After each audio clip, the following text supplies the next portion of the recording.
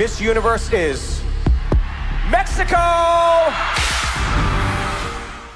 জমকালো আয়োজনের মাধ্যমে থাইল্যান্ডের ব্যাংককে অনুষ্ঠিত হয়ে গেল মিস ইউনিভার্সের ৭৪তম আসর, যেখানে বাংলাদেশ থেকে অংশ নেন তানজিয়া জামান মিথিলা। বিশ্বের ১২১ দেশের সঙ্গে প্রতিযোগিতা করে মিথিলা সেরা ৩০-এ জায়গা করে নেন।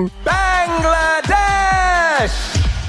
মিস ইউনিভার্সের সেরা ৩০-এ এসেই যাত্রা থেমে যায় মিথিলার। তবে প্রথমবারের মতো আন্তর্জাতিক এই মঞ্চে প্লেসমেন্ট পাওয়াটাও বাংলাদেশের জন্য ঐতিহাসিক এক অর্জন হিসেবেই দেখা হচ্ছে। এই প্রতিযোগিতার শুরু থেকেই প্রশংসায় ভাসছেন মিথিলা, এমনকি প্রিলিমিনারি রাউন্ড থেকেও বিচারকদের নজর কাড়েন তিনি। মিথিলার আত্মবিশ্বাসী উপস্থাপনা, মঞ্চের পারফরমেন্স সহ সকল বিষয়ে তিনি ইতিবাচক সাড়া পান।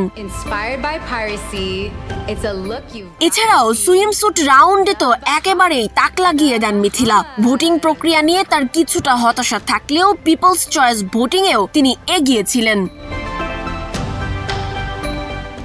সেরা ৩০-এর পর মিথিলা কেন আর এগোতে পারলেন না, এ বিষয়ে এখনো তার সমর্থকদের মনে প্রশ্ন রয়ে গেছে। তবে তানজিয়া জামান মিথিলা ইউনিভার্সের মুকুট না জিতলেও বাংলাদেশকে বিশ্বমঞ্চে উপস্থাপনের তার স্বপ্ন ঠিকই পূরণ করেছেন।